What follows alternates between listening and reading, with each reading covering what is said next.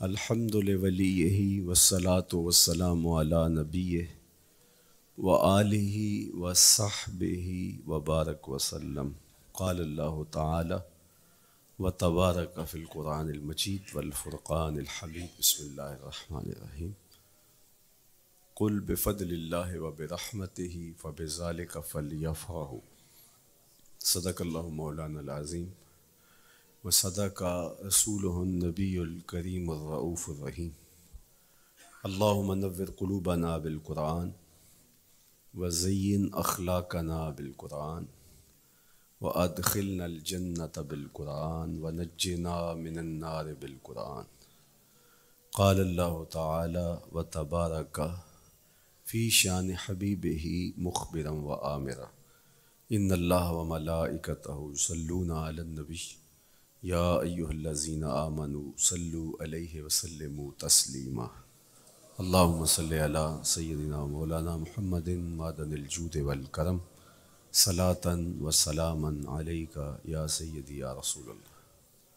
حمد و تعریف و توصیف اللہ جل مجدہ الکریم کی ذات برکات کے لیے، رسول رحمت شفیع معظم نبی محتشم حضور ختمی المرتبت صلی اللہ علیہ وآلہ وسلم کے حضور ناز میں اپنی عقیدتوں، ارادتوں اور محبتوں کا خراج پیش کرنے کے بعد واجب الاحترام ذوی الاحتشام معزز و مکرم سامعین، خواتین و حضرات، السلام علیکم ورحمۃ اللہ وبرکاتہ۔ کتاب رحمت قرآن مجید میں اللہ جل شانہ نے ارشاد فرمایا، اے محبوب ارشاد کر دیجئے، فرما دیجئے، قل بفضل اللہ و برحمتہ، جب اللہ کا فضل اور اس کی رحمت ہو، فبذالک فلیفرحوا، تو انہیں چاہیے کہ اس فضل و رحمت کے حصول پر، اللہ جل شانہ کی اس کرم نوازی پر فرحت کا اظہار کریں، خوشی اور شادمانی کا اظہار کریں۔ ہوا خیر مما یجمعون، اور وہ جب فرحت کا اظہار کرتے ہوئے، خوشی کا اظہار کرتے ہوئے خرچ کرتے ہیں تو وہ خرچ کرنا اس مال سے بہتر ہے جو وہ جمع کرتے ہیں۔ تو خوشیوں کا حصول اللہ جل شانہ کا شکر واجب کرتا ہے۔ جب کوئی بھی خوشی ملے تو ہمارے اوپر ضروری ہوتا ہے کہ ہم اللہ کا شکر ادا کریں۔ شکریہ ادا کرنے سے نعمتیں اور زیادہ ملتی ہیں، اور شکریہ ادا نہ کرنے سے نعمتوں سے محروم کر دیا جاتا ہے۔ اور یہ انسانی فطرت ہے کہ جب اسے کوئی سرشاری ملتی ہے، جب اسے کوئی نعمت، رحمت یا راحت پہنچتی ہے تو وہ اس پر خوش ہوتا ہے۔ قرآن مجید میں ایک مقام پہ فرمایا وَإِذَا أَذَقْنَا الْإِنسَانَ مِنَّا رَحْمَةً فَرِحَ بِهَا، جب انسان کو ہماری جانب سے کوئی رحمت ملتی ہے تو وہ اس پہ خوش ہو جاتا ہے۔ آپ ایک چھوٹے سے بچے کی گال سہلائیں، اس کو ٹافی دیں، اس کے سر پہ شفقت سے ہاتھ رکھیں تو اس کا چہرہ کھل کے گلاب ہو جاتا ہے۔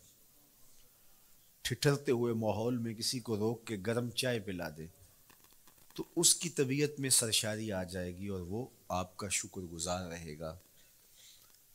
تو یہ انسانی فطرت ہے، اس میں مسلمان ہونا بھی ضروری نہیں ہے کہ کسی بھی شخص کو آپ کوئی شے عطا کرتے ہیں، اسے کوئی خوشی دے دیتے ہیں تو وہ اس سے بہت زیادہ سرشار ہوتا ہے۔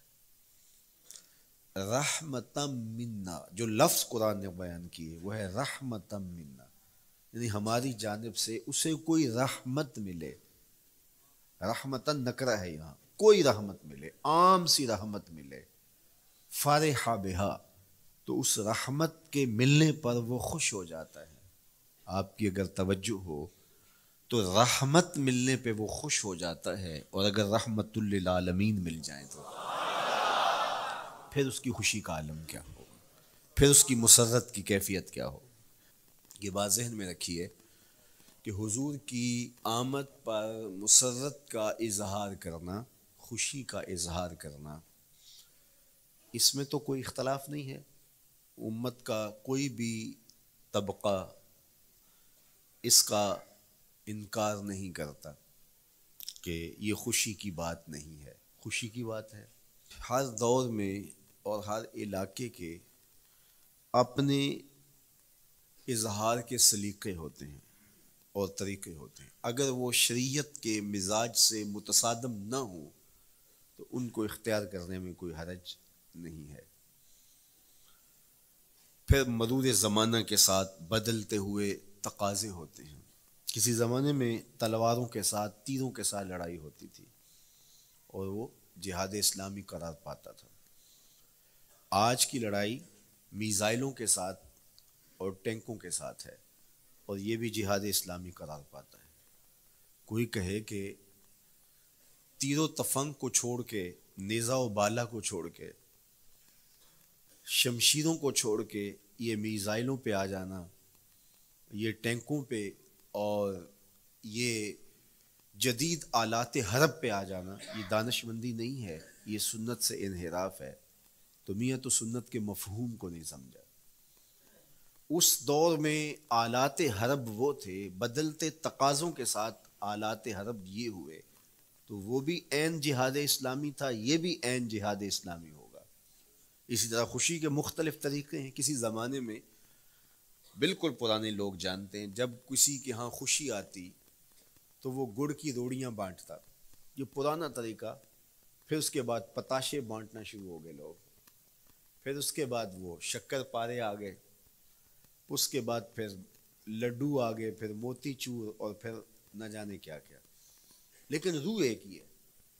جو گڑ بانٹنے سے مسرت کا اظہار تھا، وہی آج جدید جو ہمارے پاس مٹھائی کی اقسام ہیں، ان کو بانٹنے سے بھی وہی مقصود ہے۔ کسی زمانے میں کسی کے ہاں بیٹا ہوتا تو وہ گھر کے دروازے پہ پتے باندھ دیا کرتے تھے۔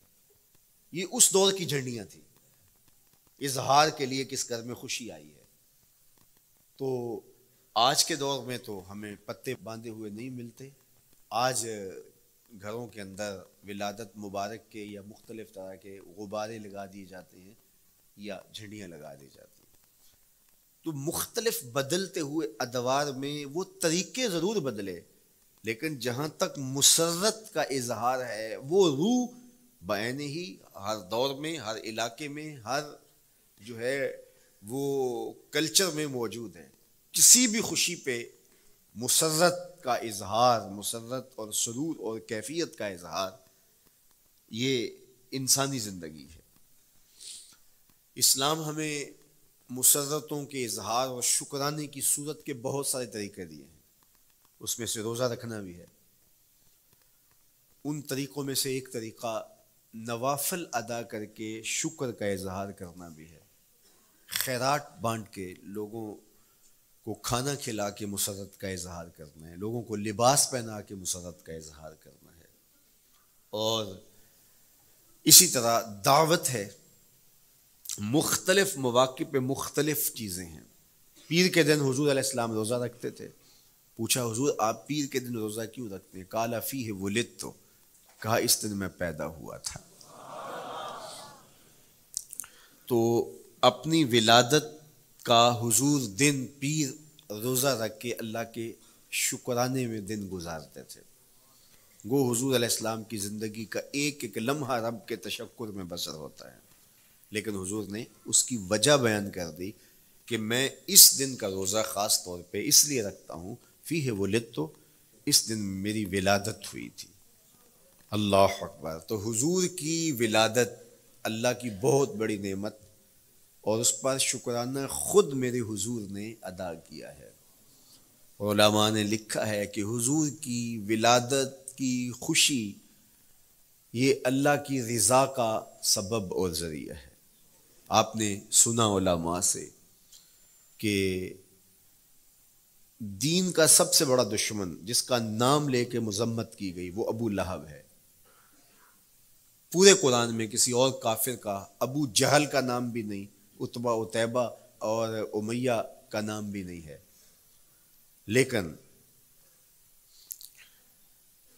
نام لے کر کے مذمت اگر کسی شخص کی گئی وہ تو ابو لہب کی گئی۔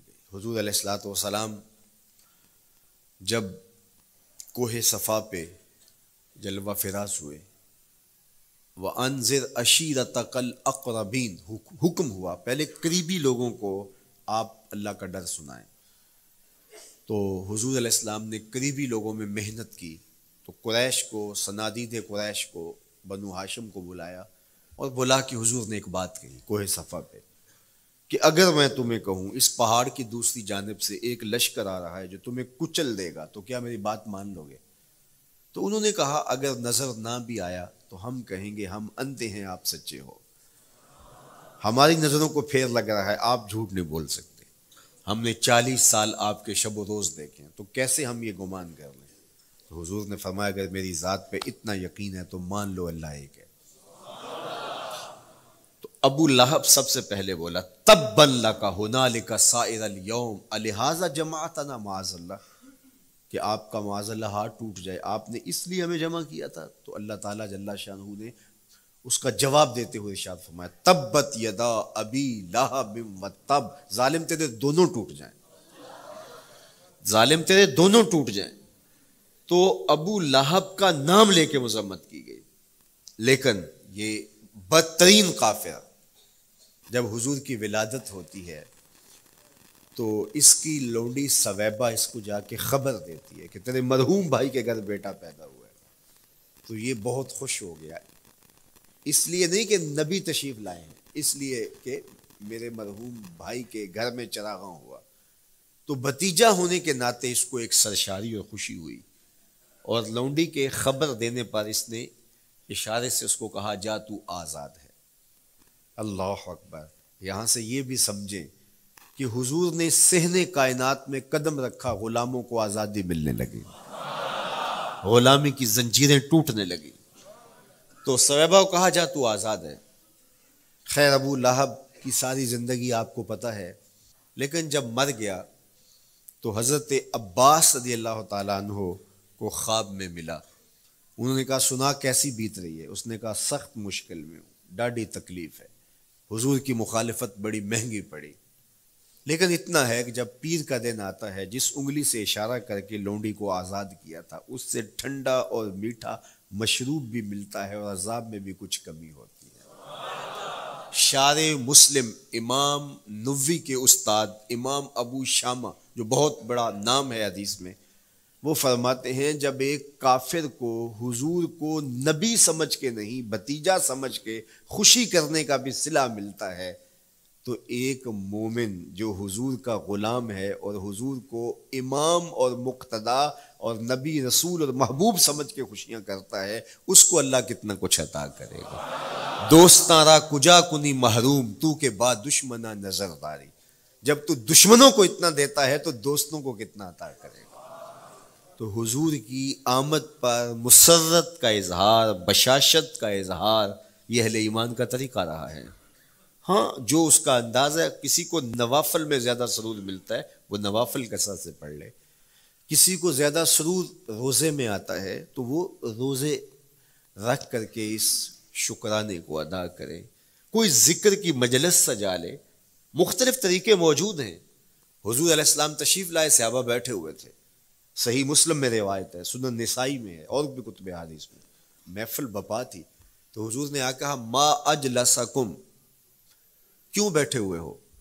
تو جو انہوں نے جواب دیا وہ سنیے، جلسنا نذکر اللہ ونحمدہ علی ما ہدانا لدینہ ومن علینا بک، حضور ہمارے بیٹھنے کا مقصود یہ ہے کہ ہم اللہ کا شکر ادا کر رہے ہیں اس بات پر کہ اس نے ہمیں ہدایت دین عطا کی، ومن علینا بک، اور آپ کی صورت میں ہمارے اوپر احسان کیا، ہمیں آپ عطا ہوئے، اس پر اللہ کا شکر ادا کرنے کی مجلس سجائے بیٹھے۔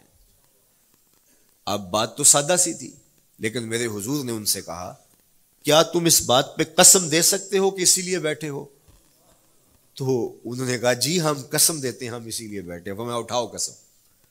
تو صحابہ نے باقاعدہ قسم دی, ہم قسم اٹھاتے ہیں, ہمارے بیٹھنے کا مقصد یہ ہے کہ اللہ کا شکر ادا کر رہے ہیں اور آپ کی صورت میں جو انعام خداوندی ملا ہے اس پر اللہ تعالیٰ کا شکریہ ادا کر رہے ہیں. حضور نے باقاعدہ ان سے قسم لی اور انہوں نے باقاعدہ قسم دی. اب صحابہ کو حیرت تو تھی کہ یہ موقع قسم کا تو نہیں تھا, لیکن حضور نے قسم لی ہے, کیوں؟ حیرت و استجاب کی کیفیت تھی. حضور علیہ السلام نے فرمایا صحابہ میں تم سے جو ابھی قسم لی ہے یہ کسی تہمت کی بنیاد پر نہیں لی, یعنی تمہارے قول کی صداقت میں مجھے کوئی شک نہیں تھا کہ میں نے قسم سے تصدیق کی ہو, بلکہ اس کا سبب اور تھا. بعض اوقات قسم اس لیے کی جاتی ہے کہ کسی متردد ذہن کو مطمئن کرنا ہوتا ہے, اور بعض اوقات قسم واقعہ کی اہمیت کو بڑھانے کے لیے کی جاتی ہے. کوئی بندہ کہہ رہا ہے کہ جناب فلاں صاحب آ رہے ہیں ہمارے گھر میں, مہمان آ رہے ہیں, تو گھر کا اچھا کہتا ہاں قسم اللہ کی, تو اس کا یہ مطلب نہیں کہ اس کے شک ہوتا ہے, اس کی خوشی اور اس کی مسرت کے اظہار کو بڑھانے کے لیے وہ کہتا ہے کہ ہمارے گھر کے اندر آج فلاں آ رہا ہے, تو وہ کہتا اچھا کہتا ہاں ہاں قسم اللہ کی وہ آ رہا ہے. تو یہ متردد کا شک دور کرنے کے لیے قسم نہیں ہے, یہ بلکہ اس کی خوشی اور سرشاری کو پختہ کرنے کے لیے ہے. تو عربوں میں قسم مختلف وجہ سے کی جاتی تھی. تو حضور نے فرمایا یہ جو میں نے تم سے قسم لی ہے یہ کسی تہمت کی بنیاد پہ نہیں لی, بلکہ اس قسم کا سبب کیا ہے سنو. پھر حضور نے خود بتایا, فرمایا تم یہاں بیٹھے تھے, میں حجرے میں بیٹھا تھا, اتانی جبریل علیہ السلام, میرے پاس جبریل امین حاضر خدمت ہوئے, فاخبرنی ان اللہ یباہی بکم الملائکہ, تو مجھے انہوں نے خبر دی ہے. محبوب ذرا باہر تو نکل کے دیکھو, صحابہ تمہارے اس عمل پر اللہ فرشتوں میں ناز کر رہا ہے, اللہ فرشتوں میں فخر کر رہا ہے کہ دیکھو میں نے ان کو نعمت دی, کتنے قدردان نکلے, اس نعمت کا شکرانہ ادا کر رہے ہیں. اور آج اگر ہم اپنے گھر میں بیٹھ کے, اپنی مسجد میں بیٹھ کے حضور کی صورت میں انعام خداوندی کا شکریہ ادا کرتے ہیں تو اللہ کی رحمتوں سے بعید نہیں کہ اللہ فرشتوں سے کہے دیکھو صدیاں بیت گئیں یہ آج بھی شکرانہ ادا کر رہے ہیں, اور یہ بات میری اور آپ کی بخشش کی ضمانت قرار پائے. تو حضور کی صورت میں جو انعام ہوا, حضرت حسان بن ثابت اکثر کہا کرتے تھے منا علینا ربنا ام بعث فینا محمدا, ہمارے رب نے ہمارے اوپر احسان کر دیا ہے کہ محمد عربی عطا کر دی ہے. ساری زندگی سجدے میں سر رکھ کے شکر ادا کرتے رہیں, حق شکر پھر بھی ادا نہ ہو. میں تو کہا کرتا ہوں ہمارے بدن پہ اتنے بال نہیں ہیں جتنے رسول اللہ کے احسانات ہیں. ہمارا بال بال قرض رسالت میں جکڑا ہوا ہے, ساری زندگی ان کے گیت گائیں. میں ایک رات کے میلاد کا صرف قائل نہیں ہوں کہ ایک رات میلاد کر لو اور پورا سال چھٹی, ساری زندگی حضور کا نام جپو, ساری زندگی حضور پہ درود پڑھو, لمحہ لمحہ حضور کے ذکر کا چراغاں کرو. صرف اپنے گھروں میں, اپنی چہار دیواریوں میں اور اپنے بازاروں میں جھنڈیاں ہی نہ لگاؤ, بلکہ دل کے ایک ایک پرت پہ نام محمد کی جھنڈی لگاؤ. صرف منڈیروں پہ چراغاں ہی نہ کرو, بلکہ دل کی اندھیر گلیوں میں بھی حضور کے نام کا چراغاں کرو. اندر بھی روشنی ہو, باہر بھی روشنی ہو. حضور پہ درود پڑھو, حضور کا ذکر کرو, اپنے بچوں کو بٹھا کر کے حضور کے قصیدے سناؤ, حضور کی شانیں سناؤ, حضور کی سیرت بتاؤ انہیں. اپنے گھر کے ماحول کے اندر, اپنی مسجد میں, اپنی گلی میں, اپنے دوستوں میں حضور کا ذکر کرو. دوستوں آپس میں بیٹھو تو کہو یار اللہ کا کتنا کرم ہو گیا کہ اللہ نے ہمیں حضور عطا کر دیا. دوستوں میں بیٹھے جب یوں بات کرو گے تو اللہ کی رحمتیں کس قدر تمہارے اوپر برسیں گی. اپنی عقیدتوں کا اظہار کرو, وہاں کمیت نہیں دیکھی جاتی, وہاں کیفیت دیکھی جاتی ہے. وہاں مقدار نہیں دیکھی جاتی, وہاں معیار دیکھا جاتا ہے. وہ چہرہ اور چہرے کا تل نہیں دیکھتے, وہ بندے کا دل دیکھتے ہیں. وہ دیکھتے ہیں کون کس خلوص کے ساتھ محبت لے کر کے آیا ہے. شاہ ولی اللہ محدث دہلوی بہت بڑا نام ہے, تمام مکاتیب فکر کے نزدیک معتبر نام ہے.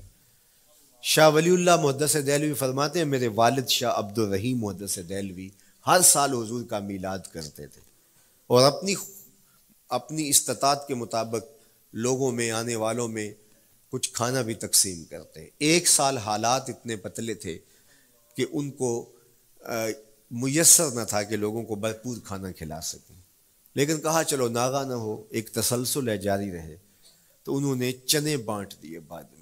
لیکن دل میں تشویش تھی کہ اس مرتبہ من کی منشا پوری نہیں ہوئی، تو اسی حالت میں سو گئے، سوئے تو مقدر جاگا، حضور کا دیدار نصیب ہوا، اور جس نے حضور کو خواب میں دیکھا اس نے حضور کو ہی دیکھا۔ من رآنی فی المنام فقد رآنی، فرمایا جس نے مجھے خواب میں دیکھا اس نے مجھے ہی دیکھا۔ فإن الشیطان لا یتمثل بی، شیطان میری مثل ہو ہی نہیں سکتا، خواب میں آ کر بھی حضور کی مثل ہونے کا دعویٰ نہیں کر سکتا، جس نے مجھے دیکھا اس نے مجھے ہی دیکھا۔ اور دوسری بات، حضور جس کے خواب میں آئے قصد، ارادے اور مرضی سے آئے۔ تیسری بات، حضور علیہ الصلوۃ والسلام نے خواب میں کسی کو کچھ عطا کیا تو وہ حقیقت میں عطا کیا۔ ویسے میں خواب میں کسی سے کچھ لیتا ہوں، آپ خواب میں کسی سے کچھ لیتے ہیں یا کسی کو کچھ دیتے ہیں تو وہ محض خواب ہوتا ہے۔ آپ نے کسی سے قرض لینا ہو تو وہ خواب میں آ کے ادا کر دے تو صبح اٹھ کے کھاتے سے نام کاٹ دیں گے؟ آپ کہیں گے خواب میں ادا کیا۔ بھوک میں تڑپتے سو گئے، رات عالی نصب ہوٹل سے کھانا کھاتے رہے، صبح بھوک محسوس کریں گے یا نہیں؟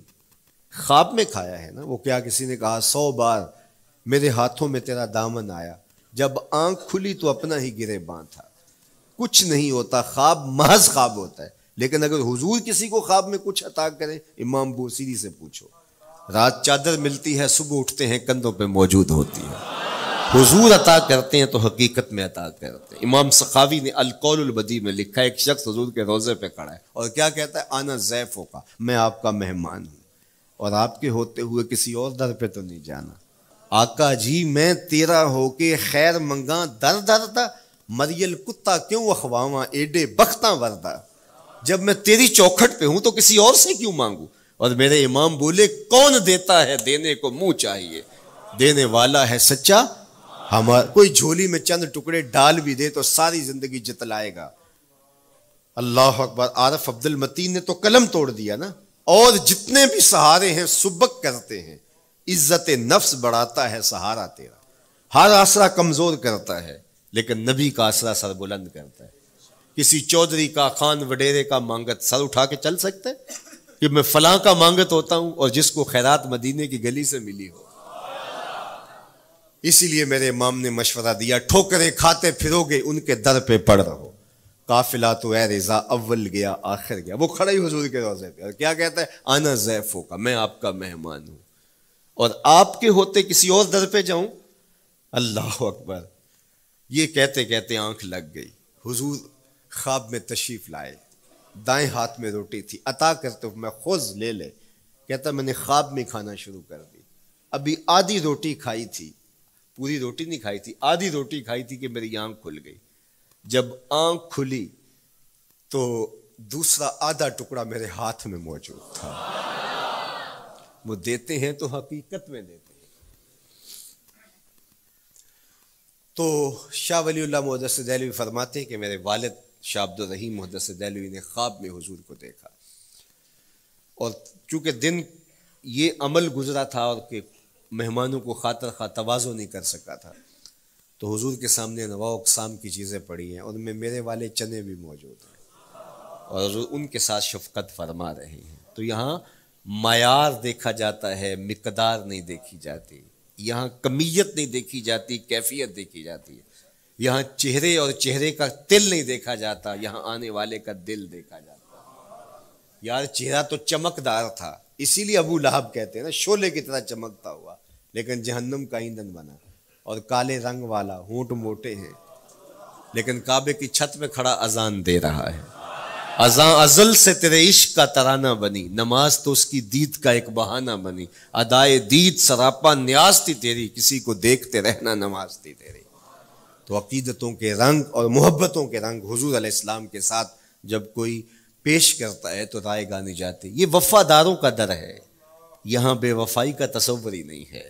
وہ ہاتھ پکڑتے ہیں تو پھر چھوڑتے نہیں ہیں، اس لیے ان سے محبت کا ربط قائم کیجیے، اپنی اولادوں کو حضور کا پیار سکھائیے، اپنے گھروں میں میلاد کیجیے۔ لازم نہیں ہے کسی عالم دین کو بلاؤ، آپ اپنے گھروں میں حضور علیہ السلام پر درود پڑھیے گا، بچوں کو بٹھائیے گا اور حضور کی سیرت کا کوئی واقعہ ان کو سنائیے گا۔ صحابہ اپنے بچوں کو بٹھا کر کے حضور کی سیرت بتایا کرتے تھے، حضور کا نقشہ بتایا کرتے تھے، حضور کے شمائل ذکر کیا کرتے تھے۔ اور کوئی صحابی ملتا تو تابعین جمع ہو جایا کرتے تھے اور اسے پوچھتے تھے اچھا بتاؤ حضور کی صورت کیسی تھی، زلفیں کیسی تھی. یہی میلاد ہے نا. میلاد میں حضور کے فضائل کا ذکر ہوتا ہے، شمائل کا ذکر ہوتا ہے، خصائل کا ذکر ہوتا ہے. اور موسم حج کا ہے. ایک اونچے ٹیلے پہ حضرت سیدنا ابو طفیل چڑھ گئے. یہ آخری صحابی ہیں، اس کے بعد کوئی صحابی نہیں. آخر میں سب سے آخر میں فوت ہوئے 110 ہجری میں. حضور کے وصال کے 100 سال بعد تک زندہ رہے. اونچے ٹیلے پہ چڑھ گئے اور لوگوں کو کہا لوگوں آؤ، اس وقت روئے زمین پہ میرے علاوہ کوئی نہیں جس نے حضور کو دیکھا ہے. بس انہی آنکھوں نے حضور کو دیکھا ہے. کیا ناز ہے. میرے ایک استاد ہوتے تھے سر محمد علی حاشر، اللہ ان کی قبر پہ رحمت نازل کرے. تو وہ بڑے بڑے مشاہیر اہل سخن سے ملے تھے تو وہ بات کرتے تھے. میں مولانا ظفر علی خان کا مصاحب رہا ہوں، میں نے اقبال کو دیکھا ہے. داغ دہلوی نے اپنے شاگردوں سے کہا تھا آنے والی صدیاں تم پہ ناز کریں گی اے لوگو، تم نے داغ کو دیکھا، تم نے داغ سے باتیں کی ہیں. یار جس نے داغ دہلوی کو دیکھا ہے وہ تو ناز کریں، جس نے اقبال کو دیکھا ہے وہ تو فخر کریں، جو مشاہیر اہل سخن کے پاس بیٹھتا رہا ہے وہ تو فخر کریں، اور جس کی آنکھوں نے جمال محمد عربی دیکھا ہے وہ اپنے مقدر پہ ناز کیوں نہ کریں. تو کہا لوگوں آؤ، اس وقت روئے زمین پہ میرے علاوہ کوئی نہیں جس نے حضور کو دیکھا ہو، آؤ مجھ سے حضور کی باتیں سنو. لوگ جمع ہو گئے اور کہا صف لنا رسول اللہ، تم نے حضور کو دیکھا ہے تو بتاؤ حضور کیسے تھے. تو حضرت ابو طفیل نے 3 لفظوں میں میرے حضور کا حلیہ بیان کیا، یاد کر لو. حضرت ابو طفیل نے کہا کان رسول اللہ صلی اللہ علیہ وسلم ابیض ملیحا مقصدا. ایک تو چٹے رنگ کے تھے، ایک تو حضور کا رنگ گورا تھا. دوسری بات ملیحا، حضور کا حسن نمکین تھا. اور تیسرا مقصدا، حضور متوازن تھے، نہ قد لمبا نہ قد پست، سوا صدر والبطن، سینہ اور پیٹ برابر. لیسا بالطویل الممغط ولا بالکثیر المتردد، نہ پست کے عجیب دکھائی دیں نہ اتنے لمبے کے عجیب لگیں بلکہ درمیانہ قد. لیکن اذا جامع القوم غامرہم، سن لو حضور کا قد تو درمیانہ تھا لیکن جب لوگوں کے درمیان چلتے حضور کے کندھے لوگوں کے سروں سے اونچے دکھائی دیتے. یہ اللہ نے شان دی اپنے محبوب کو. مکھ چند بدر شاہ شانی، متھے چمک دی لاٹ، کالی زلف تے اکھ مستانی.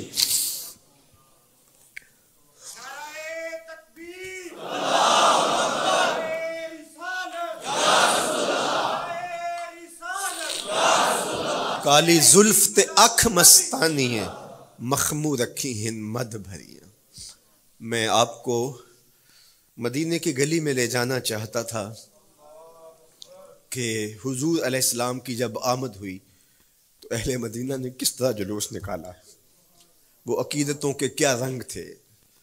لیکن وقت سمٹ گیا. لیکن اتنا سن لو کہ جب حضور تشریف لائے تو جنوبی سمت سے حضور آئے تھے. جب انہوں نے دیکھا نا تو اچانک ودا کے پہاڑوں کی اوٹ سے حضور دکھائی دیے. تو سیاہ پہاڑ ہیں تو ان سے جب حضور کا چمکتا ہوا چہرہ دکھا نا تو بے ساختہ انہوں نے کہا طلع البدر علینا، وہ دیکھو چاند چڑھ گیا ہے. طلع البدر علینا، وہ دیکھو چاند چڑھ گیا. یہ شاعری خود بخود ہوتی ہے، خود بخود ترتیب. ایک ہوتی ہے آورد، ایک ہوتی ہے آمد. یہ آمد ہے. طلع البدر، وہ دیکھو چاند چڑھ گیا. من ثنیات الوداع وجب الشکر علینا. مورخ اسلام حفیظ جالندری نقشہ کھینچتے جنوبی سمت سے اٹھا ایک نوری غبار آخر. جنوبی سمت سے اٹھا ایک نوری غبار آخر، سواد شہر میں داخل ہوا ناکا سوار آخر. زباں پر اشرق البدر علینا کی صدائیں تھیں، دلوں میں ما دعا للہ دائی کی دعائیں تھیں. نبوت کی سواری جس طرف سے ہو کے جاتی تھی، درود و نعت کے نغمات کی آواز آتی تھی.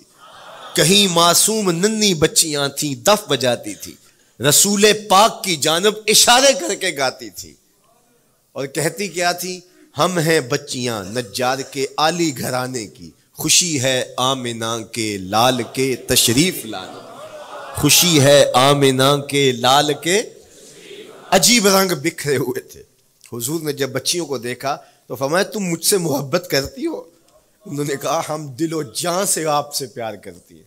تو حضور نے فرمایا واللہ انا احبکن، اللہ کی قسم میں بھی تم سے پیار کرتا ہوں، میں بھی تم سے پیار کرتا ہوں. لوگ گھروں کو سجائے بیٹھے، ہلم الینا یا رسول اللہ الی العدد والعدۃ والمن، حضور آ جاؤ نا، آ جاؤ، ہمارے پاس اسلحے بھی ہیں، کسی نے حملہ کیا توڑ کے رکھ دیں گے، ہمارے بڑے بڑے گھر ہیں، مہمان آئے سنبھال لیں گے، رک جاؤ نا ہمارے گھر. اب اتنے چاہنے والے ہوں تو کس کو پذیرائی دیں؟ حضور اونٹنی کی مہار گردن پہ ڈالتے، فرماتے خلو سبیلہا ناقتی مامورۃ من اللہ، اس کی راہیں چھوڑ دو، یہ اللہ کے حکم کی پابند ہے. کہتے ہیں لوگوں نے اونٹنی کو چارہ دکھانا شروع کر دیا کہ چلو اونٹنی بیٹھ جائے. اللہ اکبر، پانی ہڑا نو لوڑ کی راہ براندی، پہنچے آپ دریار سرکار یارا. یار جب محبت پیدا ہوتی ہے یار منانے کے ڈھنگ بھی سیکھ لیے جاتے ہیں، محبت بتا دیتی ہے محبوب کو کیسے منانا ہے. لیکن حضور فرماتے خلو سبیلہا ناقتی مامور، راہیں چھوڑ دو، میری اونٹنی اللہ کے حکم کی پابند ہے، یہ سبز چاروں کے لالچ میں آنے والی نہیں ہے، چھوڑو چھوڑو اس کا راستہ. اللہ اکبر، جب بنو نجار کے محلے سے حضور گزرے، یہی بچیوں نے تالا البدر علینا پڑھا تھا، اور یہی محلہ حضور کے ننیال کا محلہ تھا. انہوں نے جو لفظ کہے امام صالحی نے، اللہ ان کی قبر پہ کروڑوں رحمتیں نازل کرے. سبل الہدا والرشاد میں نے کئی مرتبہ یہ مقام پڑھا ہے، باب الہجرہ مسلم شریف باقی کتب حدیث میں بھی ہے، لیکن امام صالحی نے بہت ساری حدیث جمع کی ہیں، اور انہوں نے یہاں جو منظر بیان کیا ہے، انہوں نے جو لفظ کہے نا، جب حضور آئے بنو نجار کے محلے سے گزرنے لگے تو ذرا لفظوں کی چاشنی دیکھیے، ان لفظوں سے ٹپکتے شہد کو دیکھیے.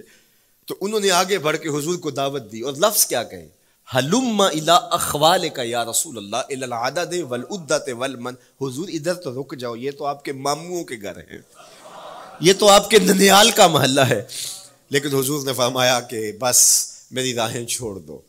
پھر اونٹنی جا کے کہاں بیٹھی، نیویاں دا پرونا ہے میرا نبی، کوٹھیاں تے چڑھے ویخ دے رہ گئے. سہل اور سہیل دو یتیم بچے تھے، اور ان کی خالی جگہ پڑی تھی، جا کے اونٹنی وہاں بیٹھ گئی. اٹھایا گیا پھر بیٹھ گئی. قریب ترین مکان حضرت ابو ایوب انصاری کا تھا. دوڑے آئے، سامان اتارنے لگے، کہا حضور اونٹنی کو اب نہ اٹھاؤ، اب تو میرے بخت جاگ پڑے ہیں. پھر ان کی کیفیت کیا تھی، امروز شاہ شاہاں مہمان شو دستو مارا. امروز